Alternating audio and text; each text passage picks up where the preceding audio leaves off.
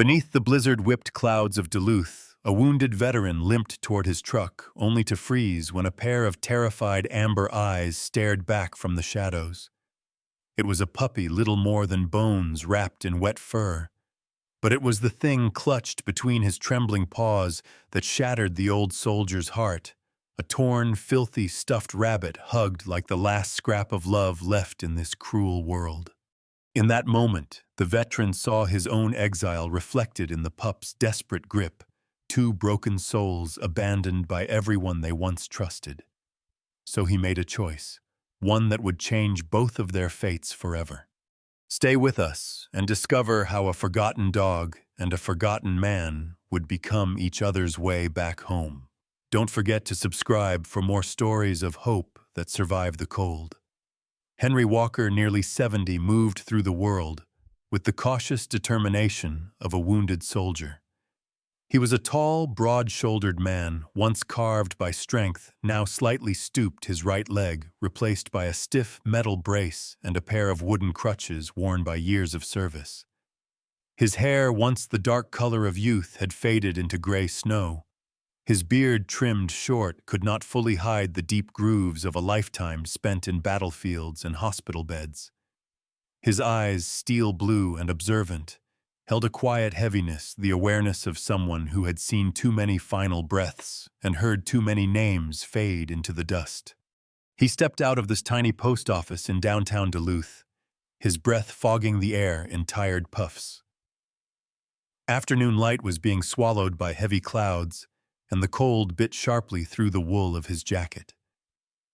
Beside him padded Ranger, a 10-year-old German shepherd with fur dark as espresso, but streaked with silver across his back.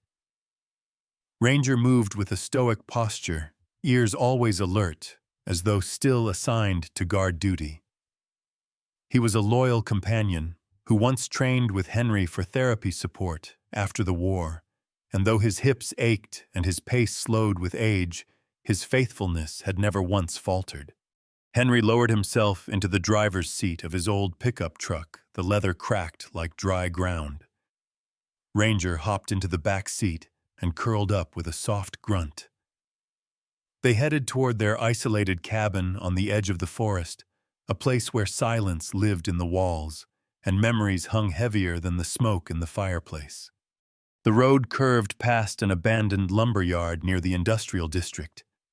Henry would have passed by without a thought. He was tired. His knee burned, and his heart had been especially heavy since the morning visit to the VA clinic. Another doctor's reminder of limitations. Another pamphlet about support groups he never attended. Another echo of the same grim truth: life is different now. Slower, smaller. But then movement. A flicker in the corner of his eye. Something small shifting beneath a rust-eaten truck in that lumberyard. The truck's body was coated with years of decay, its tires half buried in frozen dirt. At first, Henry thought it might have been just wind swirling trash, or a scraggly bird looking for scraps. Yet instinct, the same instinct that once saved him from stepping on a buried IED, made his foot slam the brake. Ranger lifted his head, ears pricking forward with a low rumble vibrating in his chest. Henry sighed, not in annoyance but in resignation. He knew that feeling. Something needed help. Something had been left behind, and he could never walk away from that. He maneuvered out of the truck, leaning into his crutches as the biting air stung his cheeks. Each step through gravel sent a jolt of discomfort up his leg. Ranger kept pace, huffing visible breaths into the bitter cold. They approached the rusted truck, its underside a pocket of darkness. Henry crouched slow, careful, until his eyes aligned with the shadows beneath the vehicle. What he found made the world fall silent. A puppy lay there, terribly thin ribs poking like fragile twigs through a damp pelt of fur that might once have been soft. Its coloring was unusual, a shimmering silver gray dulled by dirt, but still striking beneath the grime. The pup trembled uncontrollably, teeth clicking together like pebbles in a jar. Fear poured from its eyes, wide amber beads filled with the kind of terror that only comes from betrayal. But it wasn't the skeletal frame or the shaking that crushed Henry's heart. It was the object clasped tight in the puppy's front paws. A stuffed rabbit. Old. Filthy. One ear missing. Seam split open to expose cotton guts.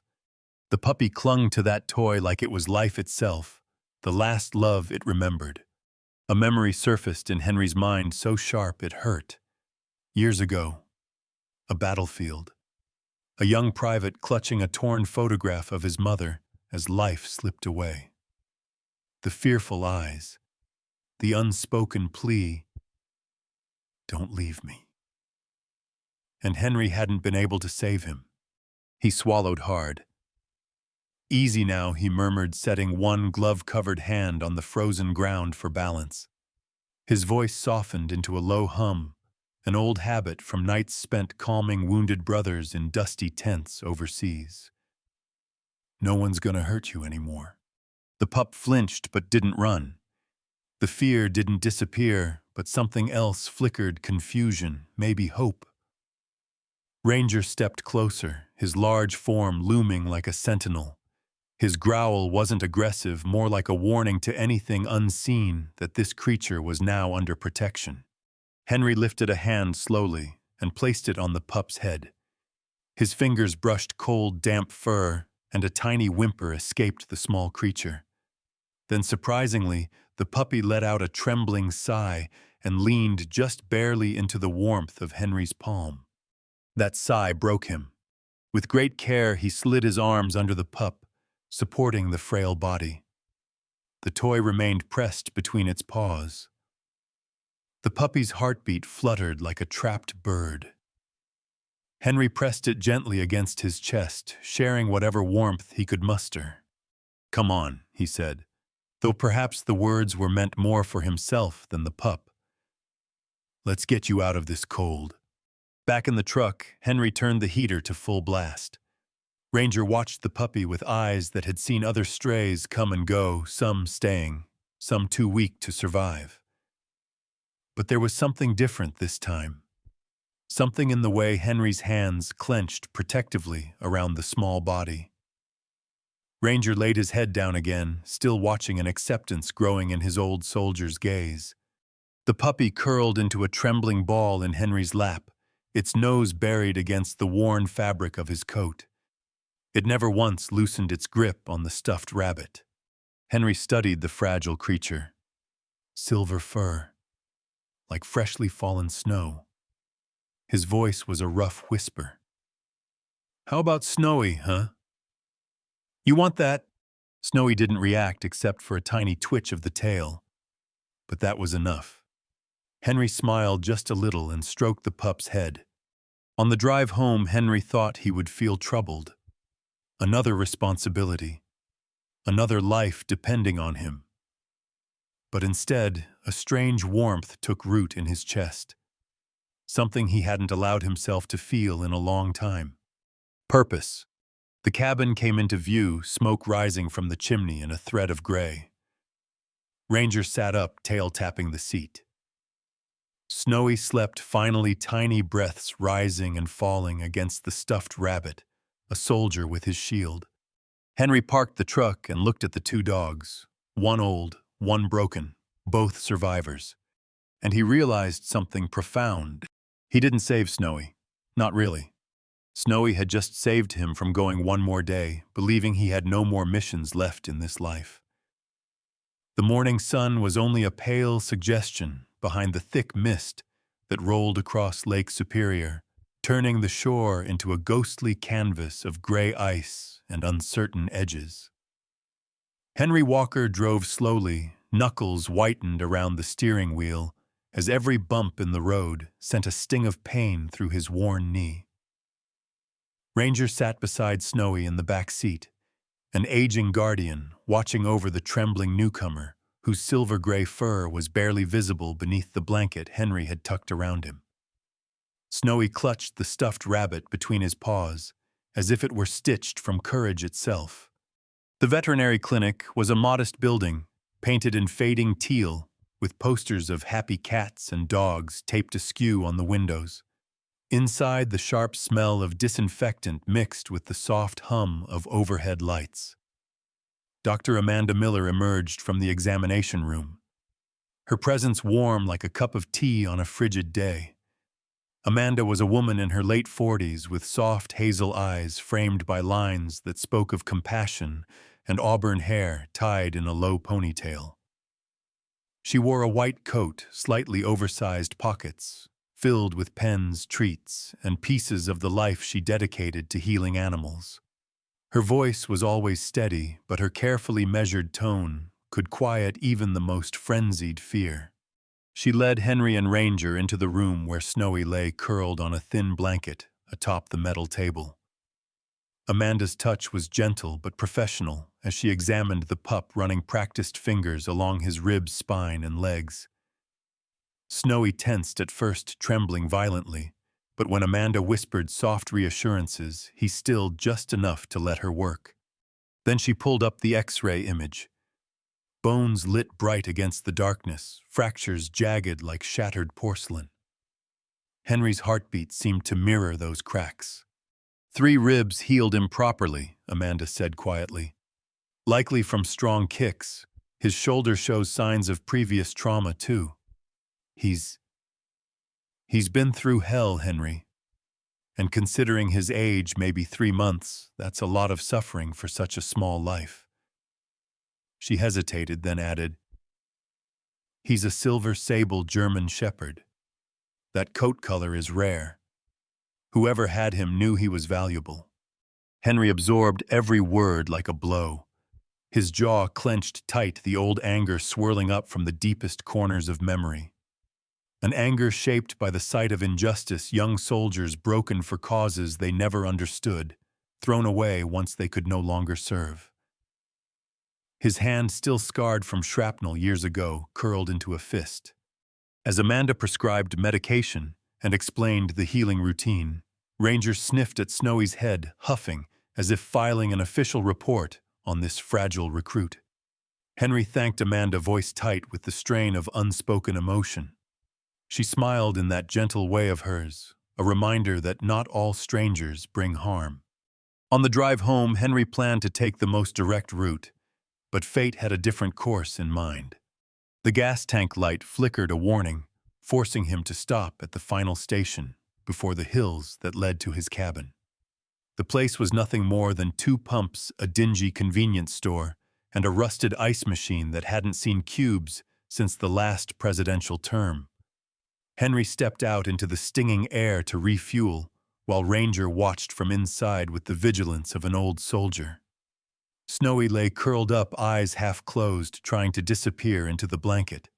That's when a loud truck swung into the lot, spraying mud and slush as it came to an abrupt stop.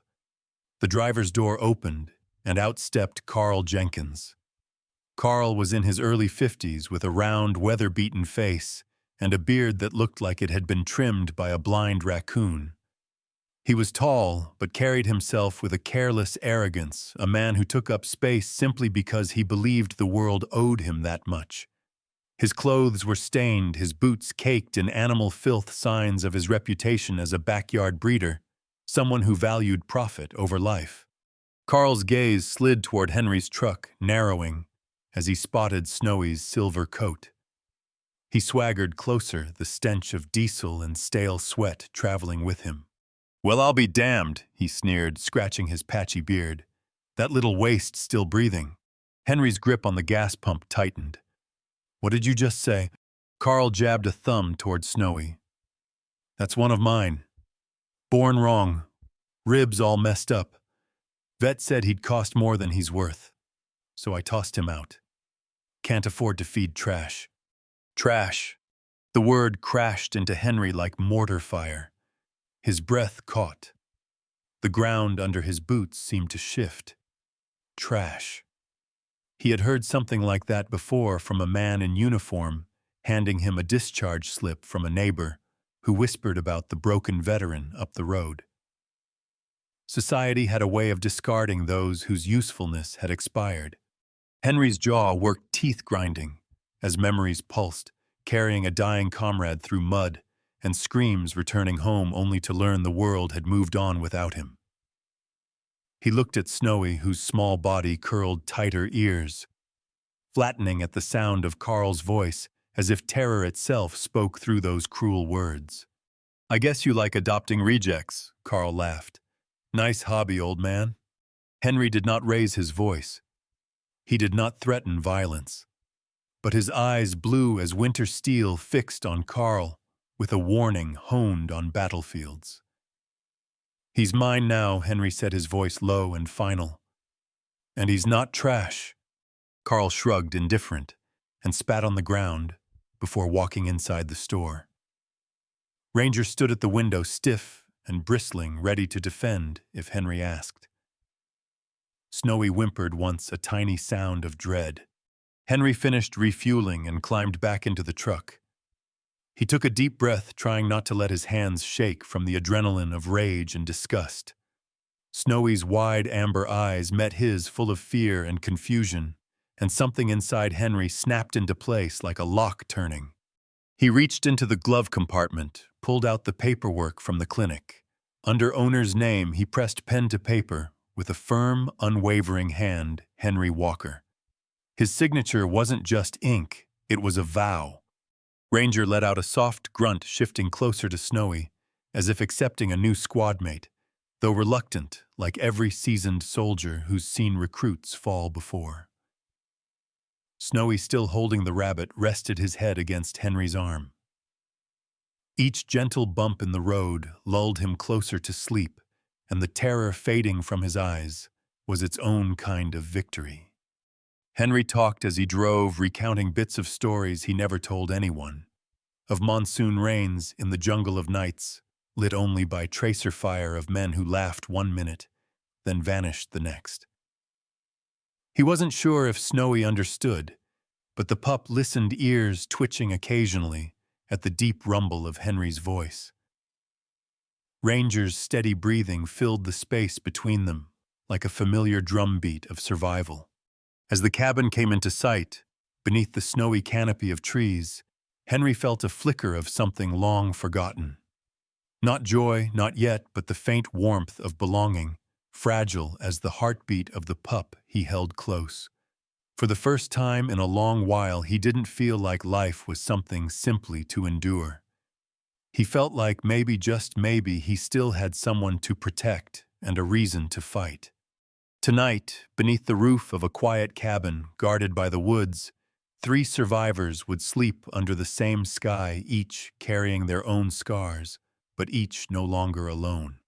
And deep within that fragile peace, Henry allowed himself to hope that Snowy's winter and his own might soon begin to thaw. Winter tightened its grip around Duluth like a merciless fist, each breath turning to ice before it even left the lungs, and the cabin tucked into the woods felt like the last lighthouse in a sea of white, where every wind gust screamed old secrets through the pines and rattled the windows. Henry Walker had begun to notice Snowy's transformation over the weeks. How the once skeletal puppy now had soft weight to him, how the silver sheen of his coat glimmered like frost under pale sunlight, and how trust, though fragile, flickered more steadily in those amber eyes. Yet fear still lived in him, buried deep in bone memory, fear of thunder, fear of raised voices, fear of wooden objects. Even Henry's own crutches sometimes triggered panic, reminding the little dog of boots and kicks, and the cold metal taste of betrayal. Henry understood. Trauma understood how it clung like invisible barbed wire to the mind, and so he trained Snowy gently alongside Ranger. During their daily walks along the snow-laced forest trail, the old German shepherd moving with the discipline of a retired officer, head high, tail steady, while the puppy, clumsy but eager, stepped on Ranger's paws, more times than the older dog could tolerate. Ranger would shoot him a look that said, "Watch it, rookie," and Henry would chuckle softly, grateful for moments when life still found room to be funny, as laughter was a rare currency inside the scars he carried home from war. One afternoon, the sky thickened into a dark, brooding sheet of storm clouds, that swallowed the sun whole, and before Henry could turn back toward the cabin, thunder detonated across the valley with a vicious crack that shook the earth beneath them like artillery fire. Snowy's body stiffened instantly, then shattered. He screamed a high, terrified cry and bolted the leash burning through Henry's hand as the puppy tore toward the trees, dragging the lead like a chain trailing behind a prisoner. Ranger barked sharply, bracing himself in the snow, but Henry's balance faltered. His crutch slipped on a hidden patch of ice, and suddenly the world spun sideways. The cold ground hit him hard, knocking breath and courage out at once, and his vision blurred with the old terror of being too slow to save someone again. He tried to push up, but the damaged knee refused. Pain ricocheted through his leg like lightning, and rain of powdered snow filled his mouth with the taste of helplessness. "Snowy," Henry gasped, but his voice sounded broken and small in the roaring storm. Ranger circled him anxiously, nose nudging Henry's shoulder, but his focus flickered between his fallen handler and the direction Snowy ran. His instincts torn the soldier in him, aching to split into two bodies, so neither comrade was left alone. Meanwhile, Snowy plunged deeper into the maze of trees, blinded by panic, his leash whipping behind him, clattering against frozen branches with sharp metallic clinks, each sound fueling his fear. His mind dissolved into memories that weren't words, but sensations, boots stomping near his ribs, the snap of wood, the crash of cages, darkness and cold and abandonment. He ran until his paws stung and lungs burned, but even distance could not outrun fear lodged in the body like shrapnel. Then, cutting through the chaos, a sound pierced him. Two short whistles, soft but unmistakable, the exact signal Henry always used when dinner was ready, when home was safe, when he would lean down and scratch Snowy behind the ears like a promise. The storm still boomed overhead, but somehow that familiar whistle was louder in Snowy's heart. He skidded to a halt, chest heaving, ears pricked to catch it again. And it came another gentle whistle, thin, trembling, but calling him back. Snowy turned hesitant, trembling like a leaf in freezing rain. Fear tugged him forward, safety whispered behind him. He paused, then took one step, then another, each movement a victory over the ghosts, chewing at his nerves. And finally he ran not away, but toward. Henry still lay half submerged in snow when Snowy emerged from the trees, leash tangled with twigs, silver coat dusted white. The puppy approached cautiously, head low, ears, back then pressed his small, cold nose beneath Henry's chin. A single lick swept across Henry's frozen cheek, a gesture so simple yet powerful. It cracked something open inside him, proof that this time when fear came, the one who ran came back. Ranger positioned himself to block the wind, his body a shield, while Snowy climbed into Henry's arms, shivering, but refusing to look away. Henry wrapped an arm around both dogs, feeling their breath, their warmth, and for the first time in years, he did not feel left behind by the world. He felt held together by it. Summoning strength from the loyalty beside him, he pushed against the ground, gritting his teeth until his leg cooperated. Slowly, shakily, the three survivors began their march back toward the cabin, Ranger leading Henry, leaning on both crutch and courage, and Snowy sticking so close their steps nearly synced. Inside the cabin, warmth returned first to the room, then to Henry's hands as he dried icy paws with a towel. He tended to Ranger first, because that was their routine, then gently wiped Snowy's paws, his ears, even the little stuffed rabbit that had fallen into the snow during the chaos. Snowy lay down between Henry's boots afterward, exhaustion pulling him toward sleep, but trust the fragile kind held his head on Henry's boot, like it was a pillow carved from safety. Ranger settled beside them, tail touching Snowy's back like a silent good job kid. Henry remained still for a long while, listening to the soft breathing of the two dogs who had saved him in different ways. Ranger with years of unspoken loyalty, and Snowy with the bravery it took to turn around. The cabin no longer echoed with emptiness. The silence tonight was not the chilling kind that reminded him of ghosts, but the tender kind that stays after a battle survived.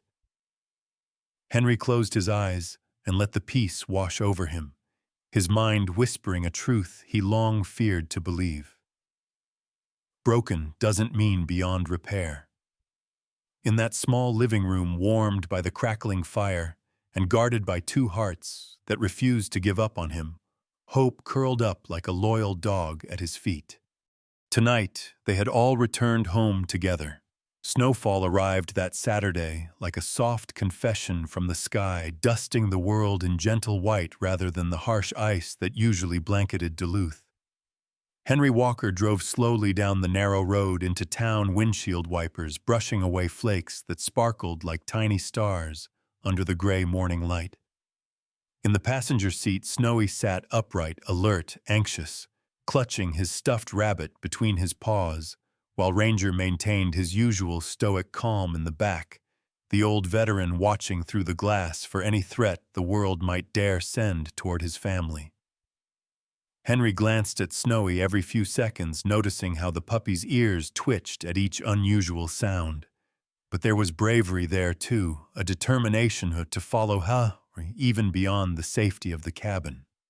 For the first time, Snowy was bringing his heart stitched in cotton and fur, in the shape of a battered rabbit, out into the world. Their destination stood on the edge of town, a modest white house with green shutters surrounded by a fence that leaned just slightly as if tired of holding itself upright. Here lived Marion Roberts, a widow in her late 60s. Her gray-streaked hair was pulled back into a messy bun, more from habit than style. She was short and a bit round, with soft cheeks that flushed easily from both embarrassment and excitement. Years of grief had etched lines around her eyes and mouth, yet kindness still shone through her appearance, like the last flame in a lantern refusing to go out. Marion lived with her granddaughter Lily, a girl who seemed carved from silence. Lily, barely 10 years old, had long dark hair that fell like a curtain around her small face and brown eyes, too deep and too old for a child who should have still believed the world was safe. Tragedy had stolen her voice, her parents lost in a sudden highway crash 2 winters before, and since then she had barricaded herself inside a fortress of quiet. Every time Henry's truck passed this house, Lily could be seen sitting on the porch, wrapped in a thick blue knitted coat. She didn't wave. She didn't smile. She simply stared into the forest, as if someone she loved was lost among those trees and she was waiting for a miracle to bring them back. The first time Snowy's gaze met hers through the truck window, something unspoken passed between them, recognition. The recognition of another soul haunted by what should never have happened. Henry noticed, because he too had once lived in the world of shattered voices and unending silence. That morning, Marion opened the door with a cautious hope lighting her tired features. The smell of fresh-baked bread lingered in the warm air behind her. "Henry," she said gently, her voice carrying gratitude and worry in equal measure. Come in, come in. She's in the sunroom." Lily sat curled in a blanket on a small couch, her bare feet tucked inside woolly socks, staring at the pattern on the floor rather than the window for once. When the sound of Henry's crutches clicked against the wooden floor, Lily looked up. Not at Henry, but at the 2 dogs stepping carefully inside. Ranger walked in first, chest strong and posture noble, like a knight entering a castle on guard for his king. His fur gleamed darker against the bright room, and his steady gaze quietly assured the girl that nothing harmful would come near her while he was present. Snowy entered next, a contrast of vulnerability and hope. His silver coat shimmered under the brightness of the windows, his ribs no longer sharp, but his timid stance still revealing the memories his body refused to forget. He held the stuffed rabbit tightly, lifting it like an offering. Snowy hesitated. He had never offered his precious treasure to anyone else. But somehow he understood this girl needed protection too.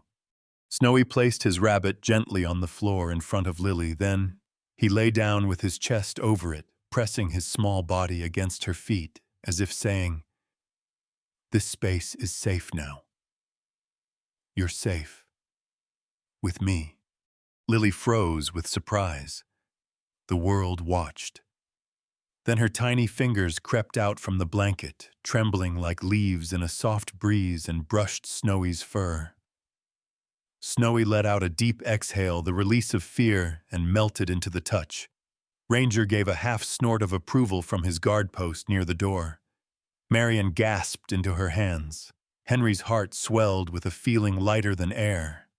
It was the first time Lily had willingly touched another living creature since the accident.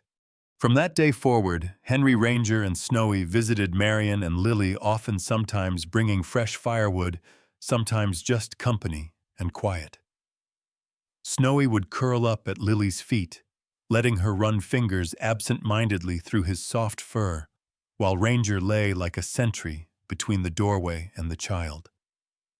Henry spoke softly, sometimes stories of bravery, stories of losing things, and somehow finding pieces again. Marian baked muffins and scones, always pretending she made too many, so Henry would take some home later. Dr. Amanda encouraged Henry to enroll Snowy in the community center's therapy dog program. It was a small building near Town Hall featuring bright posters and colorful mats in the main room, a place filled with nervous dogs and hopeful humans. Amanda believed Snowy had what many therapy dogs lacked: a heart that understood pain from the inside. Snowy learned commands quickly, but fear still lingered. It lurked like a scar beneath fur. During the final exam, a stack of metal chairs was accidentally knocked over by a clumsy Labrador. The crash echoed like thunder steel slamming against the gymnasium floor. Snowy panicked instantly, scrambling backward, paws slipping as he tried to escape danger. Without thinking, Henry dropped his crutches. They clattered loudly beside him and fell to his knees, ignoring the shock of pain that shot up his leg. He gathered Snowy into his arms, shielding the pup with his own body. Ranger barked once, a clear message that no one should come closer. Henry pressed his forehead to Snowy's, whispering, "I've got you. I won't let the world hurt you again. Never alone. Not this time." Snowy's heart hammered crazily at first, then slowed, sinking with Henry's calm breaths. The puppy stayed tucked inside the fortress of Henry's arms until the hall grew quiet again. When Snowy finally looked up, he saw not fear reflected in Henry's eyes, but pride. The evaluators marked Snowy passed. No one questioned Henry's methods. It was clear that what Snowy needed most wasn't strict commands. It was someone who would kneel in the chaos and hold him together until the fear faded. That night, Snowy curled in Henry's lap by the cabin fire, exhausted but proud. Ranger lay beside them, heavy tail sweeping the floor in a satisfied rhythm. Henry stroked both dogs with a full heart. They weren't just healing Snowy anymore, they were healing Lily. They were healing him. Because sometimes salvation arrives not in grand speeches or heroic charges, but in silence, in soft paws placed over a torn toy, in a little girl's trembling hand reaching out again. And the greatest miracles of all are the moments when the broken choose to trust life again. The first snow of a new winter drifted down over Duluth, settling gently on the roof of the small public library. Inside, the children's reading corner glowed with soft colors, cushions shaped like clouds, a bright rug patterned with cartoon forests, and low bookshelves bursting with stories waiting to be heard. In the center lay Snowy, no longer the frail creature rescued from under a rusted truck, but a strong young German shepherd with a coat that shimmered like moonlit frost. He wore a small blue vest with neat embroidery that read, "Reading Support Dog, Pet Me." He looked proud, and a little embarrassed by the attention, ears-perked tail, sweeping the carpet whenever a child looked his way.